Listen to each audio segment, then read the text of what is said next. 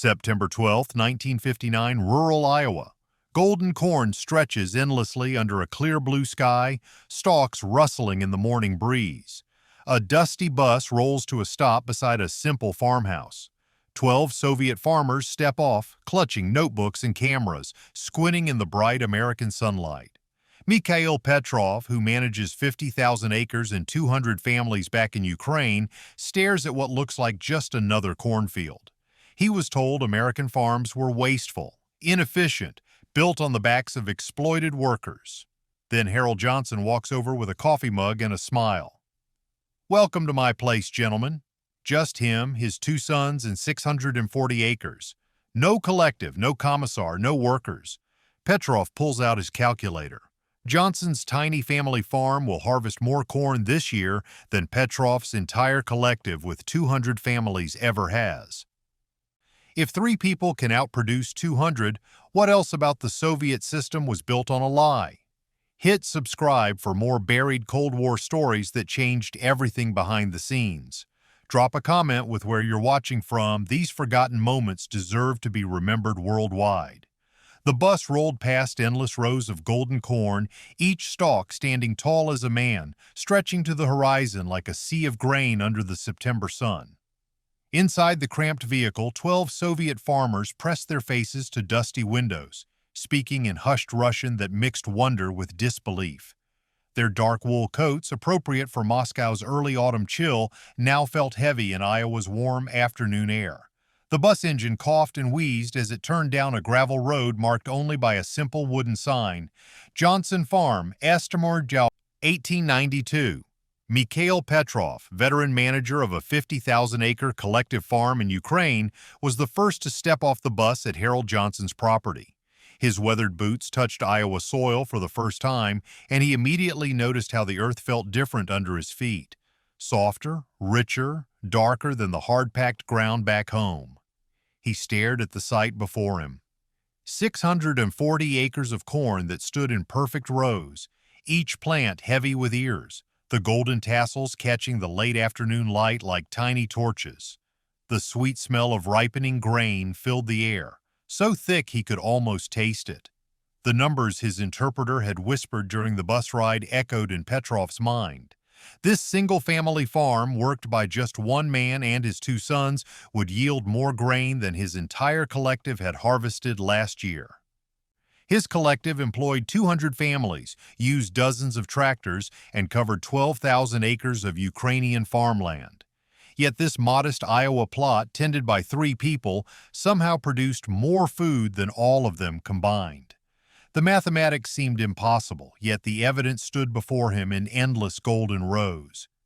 Harold Johnson emerged from a red barn, wiping his hands on a faded work shirt, his sleeves rolled up past his elbows. At 52 years old, he moved with the easy confidence of a man who had worked this same soil for 30 years. His face was deeply tanned from countless days under the Iowa sun, and his handshake was firm when he greeted each Soviet visitor personally. "Welcome to Iowa, gentlemen," he said through their translator, his voice carrying the warm drawl of the American Midwest. "Hope you brought your appetites. The wife's got coffee brewing and fresh cornbread cooling on the windowsill." The simple hospitality struck Petrov immediately. No party officials hovered nearby. No one checked identification papers. Johnson treated these foreign visitors like neighbors dropping by for a friendly visit, offering a refreshment before business, asking about their journey with genuine interest. When the translator explained that the men had traveled from Moscow via New York, Johnson whistled low. "That's a long way to come look at corn," he said with a grin, "but I reckon you'll find it worth the trip." As they walked toward the farmhouse, Johnson casually mentioned something that made the translator pause, fumbling for the right Russian words. "I farm this place alone with my 2 boys," Johnson explained, gesturing toward the vast cornfield. "No collective, no commissar, no quota beyond what the market demands." The translator hesitated, clearly struggling with concepts that had no direct equivalent in his language. How do you translate alone when Soviet agriculture had been collective for 30 years? How do you explain market demands to men who had spent their careers fulfilling government quotas? Petrov stopped walking and stared at his host. Through the translator, he asked the question that had been building in his mind since stepping off the bus. "You mean just you? Just your family? No supervisors, no workers, no party representatives?" Johnson nodded as if this were the most natural arrangement in the world. "Been in my family for 3 generations," he said proudly. "My granddad started with 40 acres and a mule. Built it up acre by acre, year by year. Now we've got 640 of the finest corn ground in Story County." The concept hit the Soviet farmers like a physical blow. Everything they had been taught about American agriculture painted a picture of massive industrial operations, exploited workers toiling for wealthy landlords, inefficient capitalist waste. Yet here stood a man who owned his land, worked his own soil, and somehow produced more food per acre than their scientifically planned collective farms. Petrov felt the ground shift beneath his understanding of how farming worked, how the world worked. That evening, sitting in Johnson's comfortable kitchen with its cheerful yellow wallpaper and the smell of pot roast filling the air, Petrov opened his leather journal and wrote carefully in Russian, "How can one man and 2 boys tend more corn than 200 families at home? There must be something we are not seeing. The Americans speak of individual farms as if this is normal, natural, the way things have always been. But we know collective farming feeds the world. We know individual farming leads to inequality, waste, exploitation. Yet what I see with my eyes tells a different story. The Johnson family eats well. Their barn is full of modern equipment. Their corn grows tall and strong.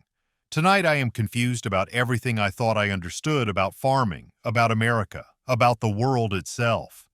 Dawn broke over Johnson's machinery shed like a curtain rising on a stage, casting long shadows across the gravel yard where dew still sparkled on the grass.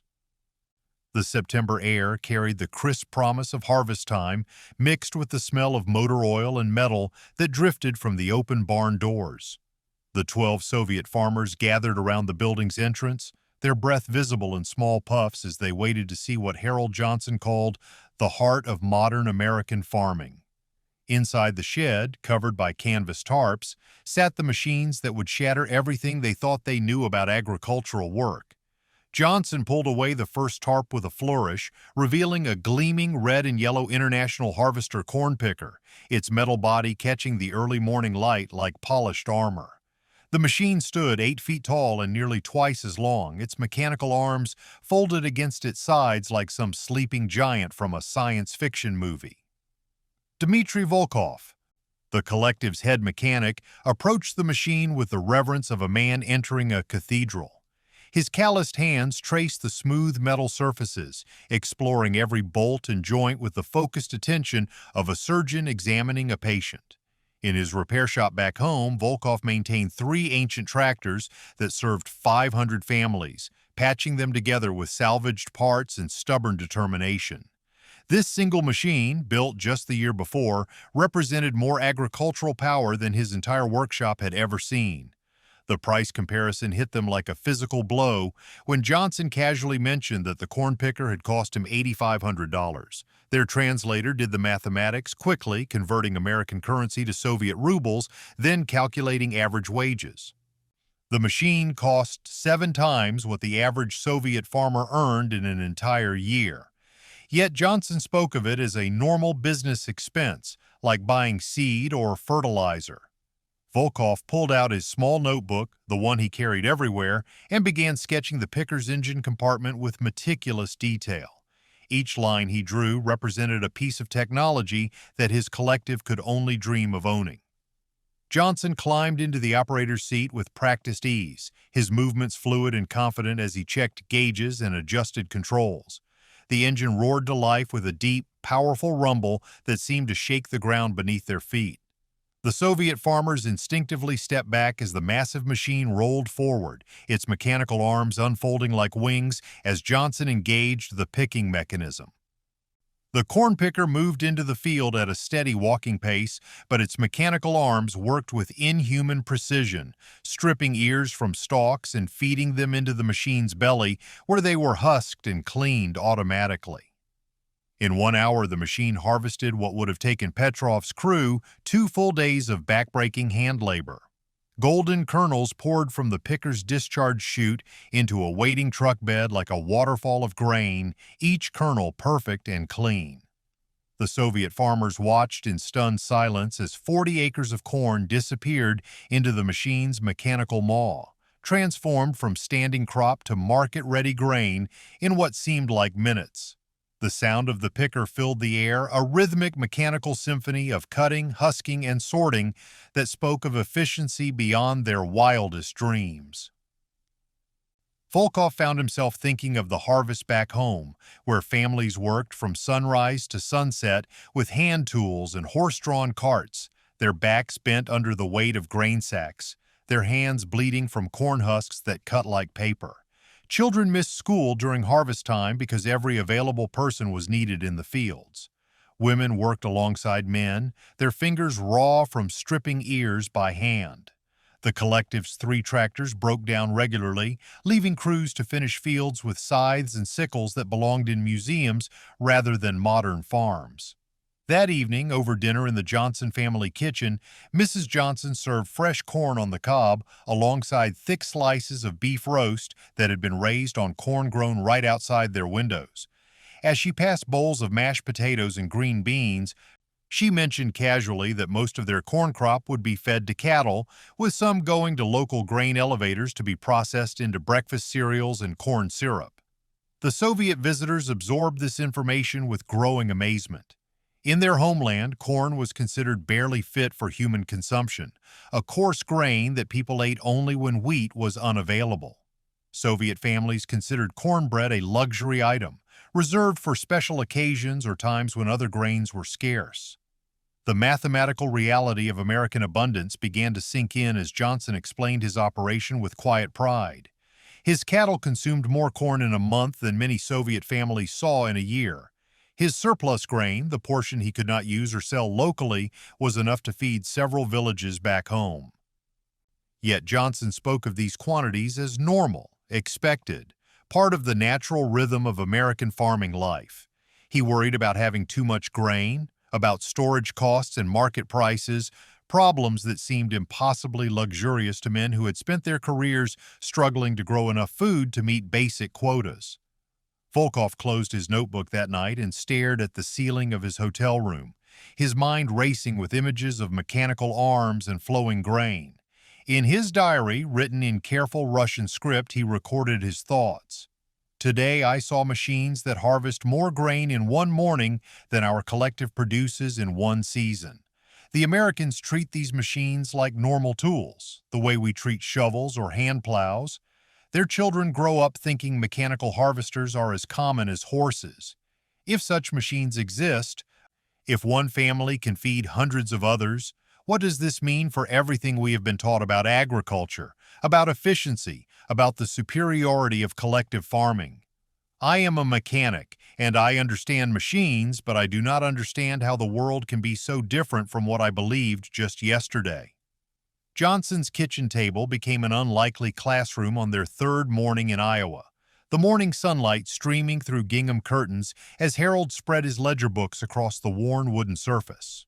The pages, filled with neat columns of figures in blue ink, told the story of American farming in numbers that seemed to defy everything the Soviet visitors had learned about agriculture. Coffee cups sat between the open books, steam rising in the warm air as Johnson explained the economics of his operation with the patient tone of a teacher addressing curious students. The smell of bacon still lingered from breakfast, mixing with the earthy scent of fresh soil that clung to everyone's clothes. The mathematics of abundance unfolded before them like a revelation written in dollars and cents. Johnson's profit margin ran 22%, meaning that for every dollar he spent on seed, fertilizer, and equipment, he kept 22 cents as pure profit after paying all his expenses. Mikhail Petrov did quick calculations in his head, converting these figures to the Soviet system he understood. His collective farm, despite employing 200 families and covering 12,000 acres, managed to produce only a 3% surplus above their government quota. Everything else went to the state, distributed through channels that often left the farmers themselves with barely enough grain to feed their own families through the winter months. Johnson opened a newspaper from the previous week and pointed to grocery store advertisements that seemed like fantasy to the Soviet farmers. Cornflakes sold for 29 cents per box, beef roast for 69 cents per pound, fresh milk for 25 cents per quart. These prices meant that an average American worker could buy a week's worth of food with half a day's wages. Petrov remembered the long lines at Soviet grocery stores where families waited hours for basic necessities that were often unavailable or rationed. The idea that Americans might complain about food being too expensive seemed absurd when their grocery stores offered more variety and abundance than Soviet citizens saw at holiday celebrations. The pattern that emerged from Johnson's ledgers revealed a system based on individual choice rather than government planning. Johnson planted corn because corn sold well and grew successfully in Iowa soil. If corn prices dropped, he might switch to soybeans or wheat the following season. If weather damaged his crop, he could replant immediately without waiting for permission from agricultural committees in distant capitals. His decisions were his own, guided by market conditions, weather patterns, and his family's financial needs, rather than five-year plans created by bureaucrats who had never touched farm soil. Alexei Fedorov, whose grandfather had been stripped of his land during collectivization, felt a familiar ache in his chest as he listened to Johnson describe the generational nature of American farming. Johnson's grandfather had started with 40 acres and expanded the farm acre by acre, season by season, passing knowledge and land to his son, who had done the same for Harold. This continuity of ownership, this ability to build something lasting for future generations, represented everything Fedorov's family had lost when the kulaks were eliminated and private farming became a crime against the state. In his small notebook, Fedorov wrote carefully in Russian, "I understand this man Johnson. My grandfather would have understood him too. They speak the same language of soil and seasons, profit and loss, hope and hard work. Vladimir Sokolov." The party loyalist among the group raised the uncomfortable questions that had been building in everyone's mind like storm clouds gathering on the horizon. His wire-rimmed glasses caught the kitchen light as he leaned forward, his voice carrying the edge of ideological concern. Through the translator, he asked Johnson about the poor, about guaranteed employment, about what happened to farmers who failed in this system of individual responsibility. The mood in the kitchen shifted suddenly, the comfortable atmosphere replaced by tension as political reality intruded on their agricultural education. Sokolov's questions struck at the heart of Soviet doctrine. Collective farming might be less efficient, but it provided security for everyone, ensuring that no family starved even if crops failed. Johnson answered honestly, his weathered hands wrapped around his coffee cup as he spoke about the harsh realities of American farming. Yes, some farmers failed. Yes, drought years destroyed families and forced people off land their grandfathers had worked. Yes, the freedom to succeed included the freedom to fail, and failure in American agriculture meant real consequences. Lost farms, broken dreams, families scattered to cities in search of work they had never trained for. The Soviet system, whatever its inefficiencies, provided basic security that American farmers lived without. Every Soviet citizen had guaranteed work, guaranteed housing, guaranteed food rations. American farmers gambled their futures on weather, markets, and forces beyond their control. The contradiction settled over the group like morning fog, obscuring the clear lines they had drawn in their minds between Soviet security and American abundance. Petrov found himself wrestling with questions that had no easy answers. Yes, Johnson's farm produced incredible amounts of food with remarkable efficiency. But what about the farmers who could not afford $8,000 corn pickers? What about families whose crops failed in drought years? What about the social obligation to ensure that everyone ate, even if the system was less productive overall? The collective farm system might harvest less grain per acre, but it also meant that every family in the collective had shelter, work, and food, regardless of individual success or failure. That evening, Heated discussions filled their hotel rooms as the Soviet farmers grappled with concepts that challenged everything they had built their lives around. Some defended their homeland's approach, arguing that guaranteed security was worth sacrificing some efficiency. Others wondered aloud whether their system could adopt American farming methods while maintaining social protections.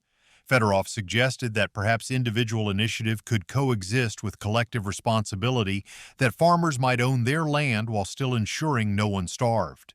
Sokolov warned that such thinking led to dangerous places, that capitalism inevitably created inequality and exploitation that only socialist planning could prevent. Petrov sat alone by his hotel window, staring out at the Iowa landscape bathed in moonlight, his journal open on his lap. The words he wrote that night captured the confusion that had settled over them all. I came to America certain of our way, convinced that collective farming represented the future of agriculture and that individual farming was a relic of an exploitative past. Now I am certain of nothing except that the world is far more complicated than any of us imagined. Both systems feed people, but in very different ways. Both have costs that their citizens pay, but those costs fall on different shoulders. I do not know which path is right, but I know that simple answers no longer satisfy the questions that Iowa has placed in my mind. The auction notice had been posted on the courthouse bulletin board for 3 weeks, its edges already curling from the September humidity that hung over rural Iowa like a heavy blanket. George Miller's farm auction would begin at 10 o'clock sharp on Thursday morning, and by 9:30 pickup trucks and station wagons lined both sides of the gravel road leading to the Miller property. The Soviet farmers arrived with Harold Johnson, who had insisted they witness this other side of American agriculture, the side that newspaper advertisements and government pamphlets rarely mentioned. The morning air carried the smell of dust and diesel fuel as auctioneers set up their portable sound systems, their voices echoing across fields that had fed 3 generations of Miller families. George Miller stood on his front porch, 45 years old but looking older, his weathered hands gripping the wooden railing as neighbors and strangers walked through his barns, examining his life's work with the calculating eyes of potential buyers. His wife Martha sat in a kitchen chair beside him, her face composed but her fingers constantly smoothing the fabric of her best dress, the one she wore to church and funerals and now to the public dismantling of everything they had built together. Their 3 children, ages 12 to 18, helped load household belongings into their station wagon, each trip to the car carrying away pieces of a childhood that was ending whether they understood it or not. The auctioneer's chant filled the air like a mechanical prayer as tractors, plows, and harvesting equipment went under the hammer, each piece of machinery representing years of careful saving and planning, now transformed into cash that would barely cover the debts that drought and falling corn prices had created. Dmitry Volkov watched in fascination as a 1954 International Harvester tractor, well-maintained and still functional, sold for $800 to a neighboring farmer who needed spare parts more than transportation.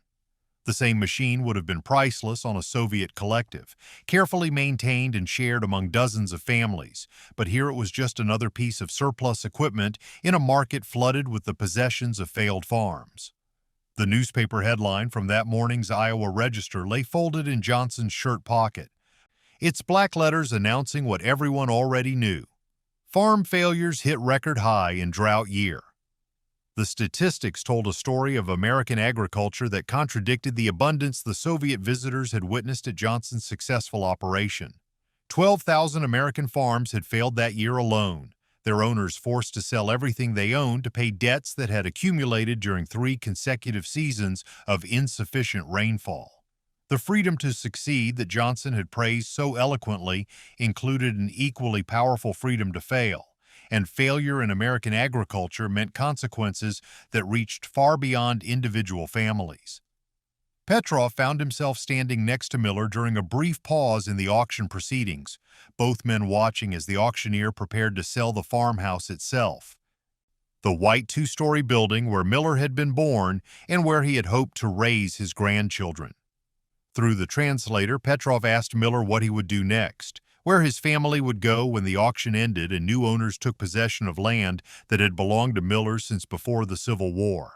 Miller's answer came slowly, each word carefully chosen, his voice carrying the dignity of a man determined not to burden strangers with his personal troubles. "We're moving to Chicago," Miller said simply, his eyes focused on the horizon rather than the crowd of people dividing up his possessions. "Got a brother works at the steel plant.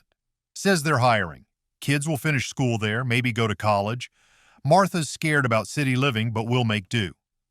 Always have." The quiet acceptance in his voice struck Petrov more forcefully than any political argument could have. This man was losing everything his family had built across 3 generations, yet he spoke of it as just another challenge to overcome, another problem to solve through hard work and family solidarity. The children loaded the last of their belongings into the station wagon while the auction continued around them, their movements mechanical and subdued as they helped their mother pack photographs and kitchen utensils that would find new places in a Chicago apartment, neither welcoming nor familiar. The 12-year-old boy kept looking back at the barn where he had learned to milk cows and repair equipment, his face showing the confusion of someone too young to understand why weather and markets could destroy a family's entire way of life. His older sister carried a small wooden box containing seeds from her mother's garden, the only growing things they would take from Iowa to Illinois. The contradiction settled over the Soviet farmers like cold rain, washing away the simple certainties they had carried from their homeland and the new certainties they had begun to build during their days with Harold Johnson. Yes, American agriculture could produce incredible abundance when everything went right, when weather cooperated and markets remained strong and machinery functioned properly. But the same system that rewarded success with prosperity punished failure with complete loss, forcing families off land their ancestors had worked, scattering children to cities where they would never touch soil or understand the rhythm of seasons that had shaped their parents' lives. Alexei Fedorov, whose own family had lost their farm during collectivization, felt the familiar ache of displacement as he watched the Miller children say goodbye to neighbors and classmates. The methods were different, but the result looked disturbingly similar. Farm families forced from their land, children separated from agricultural traditions, rural communities broken apart by forces beyond individual control. The Soviet system had destroyed kulak farms in the name of collective progress, while the American system destroyed family farms in the name of economic efficiency, but from the children's perspective, the loss felt identical. That night, in their hotel rooms, the Soviet farmers engaged in heated discussions that stretched past midnight, their voices rising and falling as they tried to process what they had witnessed. Some argued that the Miller family's tragedy proved the superiority of collective farming, where economic failure would not destroy individual families because the state provided basic security for everyone. Others pointed out that collective farming had its own casualties, that families had been destroyed in different ways during collectivization, that guaranteed security often came at the cost of guaranteed poverty. Petrov wrote in his journal with unusual difficulty, crossing out words and starting sentences over as he struggled to capture his complicated feelings. "Today I watched an American farm family lose everything they had worked 3 generations to build, and I realized that both our systems destroy people, just in different ways. The Soviets take away individual success to guarantee collective security. The Americans allow individual failure to maintain collective opportunity." George Miller shook Harold Johnson's hand today like old friends, even though Johnson's success continued while Miller's ended. In our system, successful farmers are sometimes viewed with suspicion, their prosperity seen as evidence of exploitation or political unreliability. Here, failed farmers seem to accept their fate without blaming those who succeed. I do not know which approach is more human, but I know that every system has costs, and those costs are always paid by families like the Millers, like the Kulaks, like people who just wanted to grow food and raise their children on land they could call home. The final morning arrived with unexpected gentleness, Iowa's September sun breaking through thin clouds to cast golden light across the hotel parking lot where 12 Soviet farmers stood beside their luggage, waiting for the bus that would carry them back to the airport and eventually home to a world that now seemed impossibly distant. Their dark wool coats, which had felt so heavy and inappropriate in Iowa's warm weather, would soon provide comfort in Moscow's autumn chill. But for now they hung loosely over their arms as the men stood quietly, each lost in private thoughts that 3 days had made infinitely more complicated than when they had first stepped off the bus at Harold Johnson's farm. Mikhail Petrov felt the weight of conflicting truths settling in his chest like stones, each breath reminding him of how thoroughly Iowa had shattered his understanding of agriculture, politics, and human nature itself. The endless cornfields that had first amazed him now seemed like accusations, their abundance a constant reminder that everything he had built his career around might be fundamentally flawed. His collective farm, with its 200 families and 12,000 acres, suddenly appeared not as a triumph of socialist planning, but as a monument to inefficiency, a system that prioritized political correctness over practical results. The notebook in his jacket pocket contained pages of observations that he could never share with his supervisors, insights that would be viewed as dangerous bourgeois thinking rather than valuable agricultural knowledge. The bus ride to the airport passed in unusual silence. 12 men processing experiences that had no comfortable place in their existing worldview. Through dusty windows, they watched Iowa's landscape roll past one final time. The same golden cornfields that had greeted them with such shocking abundance, now serving as a farewell reminder of everything they would never be able to explain to their families, their colleagues, their party officials. The geometric precision of American farming, the mechanical efficiency of individual operation, the casual prosperity of families like the Johnsons existed in such stark contrast to Soviet agricultural reality that the two worlds seemed to belong to different planets rather than different continents. At the airport terminal, Harold Johnson appeared with a surprise that none of them had expected, his familiar figure emerging from the crowd of travelers with the same easy confidence he had shown throughout their visit.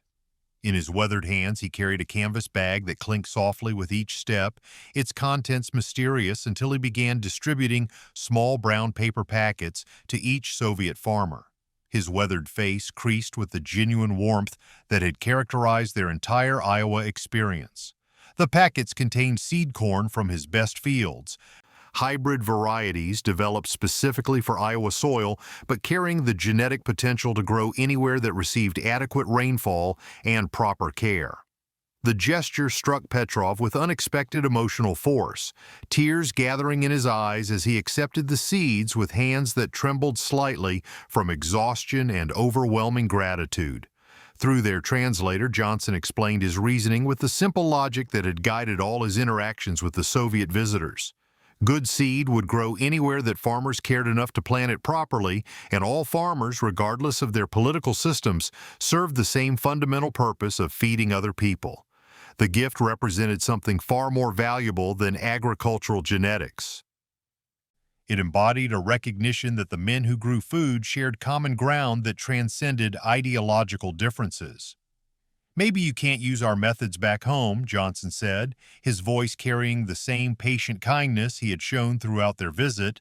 "But good seed grows anywhere there's decent soil and people willing to work it. These varieties might not fit your collective system, but they'll still produce grain if you give them half a chance." His words contained no political message, no criticism of Soviet agriculture, no suggestion that American methods were superior. Instead, they reflected a farmer's fundamental understanding that the earth itself cared nothing for human political arrangements, responding only to proper care, adequate moisture, and the ancient partnership between seed and soil. Petrov found himself gripping Johnson's hand with both of his own, the simple human contact bridging a gap that formal diplomacy could never cross. Iowa dirt remained under both their fingernails, the same soil that had supported both individual farms and collective dreams, the earth that cared nothing for political systems but responded generously to anyone willing to work with its natural rhythms. Through their translator, Petrov spoke words that surprised him with their emotional weight. "You have shown us that all farmers are brothers, regardless of the flags we serve or the systems we work within. We may till different soil and answer to different authorities, but we all serve the same earth. and the earth teaches the same lessons to anyone willing to listen. The handshake that followed lasted longer than protocol demanded. Two weathered hands that had both known the satisfaction of successful harvests and the heartbreak of failed crops, both shaped by decades of early mornings and late nights, both carrying the knowledge that feeding other people was work that mattered more than political theory. Johnson's grip was firm and calloused from 30 years of Iowa farming, while Petroff's hands bore the different calluses of collective farm management. But both men understood the weight of responsibility that came with growing food for families who depended on their success. The boarding announcement echoed through the terminal in English that most of the Soviet farmers could not understand, but its meaning was clear enough. Their time in Iowa was ending, and they would soon return to a homeland that would seem both familiar and strange after their immersion in American abundance. As they gathered their luggage and prepared to board the aircraft that would carry them back to Moscow, each man carried more than just personal belongings and Harold Johnson's gift of seed corn. They carried questions that had no comfortable answers, observations that challenged everything they had been taught about agriculture and economics, and memories of American hospitality that had shown them a different way of thinking about the relationship between individual success and collective responsibility. Petroff took one final look through the terminal windows at Iowa's vast sky, so much broader and more generous than anything he had ever seen, then followed his fellow farmers toward the gate where their journey home would begin, knowing that he would spend the rest of his life trying to reconcile what he had learned in 3 days with everything he had believed for 43 years, and wondering whether the seeds in his pocket might somehow grow into something more than just corn in the unfamiliar soil of his homeland.